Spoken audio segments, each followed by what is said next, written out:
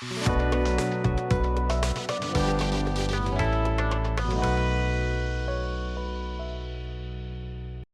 social media paradox: is banning enough to protect children?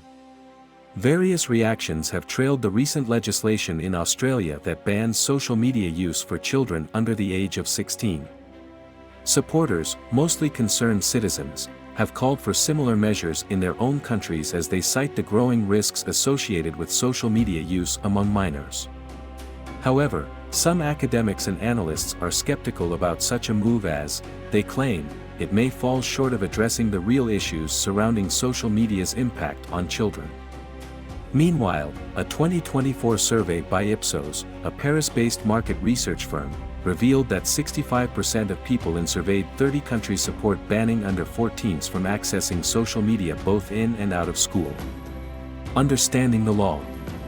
In Australia, while the new legislation prohibits underage children from using social media, it is worth noting that enforcement rests squarely on the platforms themselves. Hence, social media firms found wanting could face fines of up to $50 million, $32.5 million. Parents and children, on the other hand, are exempt from penalties. Interestingly enough, platforms are not required to collect identification during user registration. To close this gap, Australia's e-safety commissioner, Julie Inman-Grant, has stated that artificial intelligence could be used to verify users' ages. Speaking to American National Public Radio, she noted anticipating the use of an AI-based system that analyzes hand movements to estimate a user's age with a guaranteed accuracy rate of 99%. Of course, these assurances do not eradicate concerns about technology's efficacy and broader implications. To ban or not to ban? The whole ban debate raises a fundamental question: do we truly need to ban social media for children? Critics, including Nicholas Carra of the University of Queensland, argue that such policies lack empirical grounding. Technology companies, meanwhile, warn that restricting children's access to mainstream platforms may push them toward unregulated and potentially more harmful corners of the internet. There are 2 points on which consensus might be found. First, governments have the legislative right, and arguably the duty, to safeguard their citizens, particularly the youth. Second, the debate hinges on whether social media is inherently harmful. While these questions deserve rigorous empirical investigation, many concerned parents and observers would argue that the evidence is already apparent.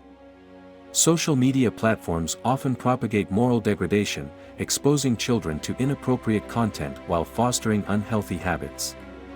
Moreover, teenagers, and even adults, spend countless unproductive hours scrolling through feeds, with global average usage ranging from 2 to 5 hours per day. A 2020 meta-analysis features the multifaceted risks associated with excessive or improper social media use among children and adolescents. These include mental health issues such as depression, anxiety, and addiction, physical health concerns linked to sedentary lifestyles and unhealthy eating habits, and body image struggles that can worsen eating disorders. Mentioned in the review are also behavioral issues like cyberbullying, online grooming, and premature sexual activity, as well as physical repercussions such as sleep disturbances, eye strain, and headaches.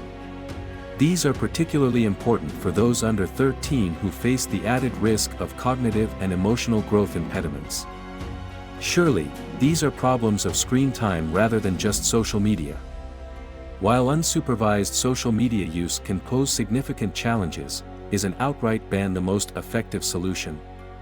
Could such a measure inadvertently create a forbidden fruit scenario, where children, once they reach the threshold age, may overindulge in social media as a newfound freedom? Much like teenagers who view turning 18 as a license to rebel against prior restrictions, could those turning 16 similarly misuse social media after years of prohibition? This raises questions about whether a ban addresses the root of the issue or merely postpones its consequences. How ready are we? Advocating for a ban on social media for children is simple. However, it comes with significant questions. Why exactly do we need a ban, and what alternatives are in place? Australia has long been a pioneer in legislating for online safety. Its E-Safety Commission, established in July 2015, initially focused on protecting children but has since expanded its mandate to include adults.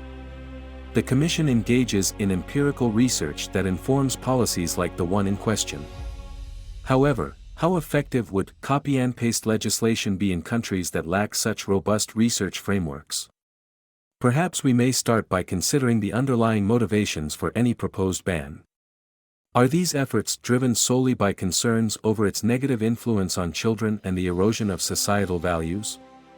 If so, are there assurances that children will have access to meaningful alternatives for play and learning outside the digital realm?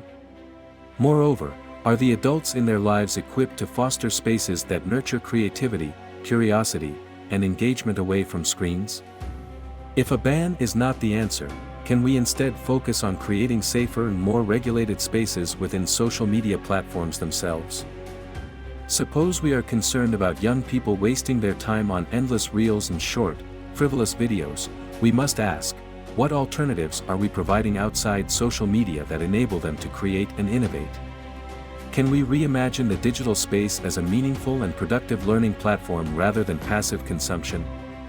These are critical questions that require intentional effort from parents, educators, and governments, not mere populist rhetoric. Children may not be the problem. It is also pertinent to ask if regulation of children's use of social media can ever be effective when many parents themselves are deeply entrenched in it. This echoes the concerns raised about television's influence on children during the last century. At the time, attention was focused on children's vulnerability to its effects, as illustrated by studies like the Bobo doll experiment, which linked violent TV content to aggressive behavior in children. Yet, over time, television went on to shape adult behavior, relationships, fashion trends, and even domestic life. Thus, Australian e-safety aptly pointed out, nothing can replace those vital conversations that help parents stay informed, set boundaries, and assist when something goes wrong. Ultimately, the most powerful influence on children comes from the examples set by parents and older siblings. Like the prophet said, "All of you are shepherds, and each of you is responsible for his flock."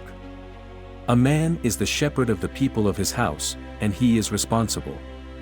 A woman is the shepherd of the house of her husband, and she is responsible. Each of you is a shepherd, and each is responsible for his flock. Conclusively, parents need to be more involved in encouraging digital literacy. NGOs and government bodies can also help by starting campaigns that promote healthy use of social media.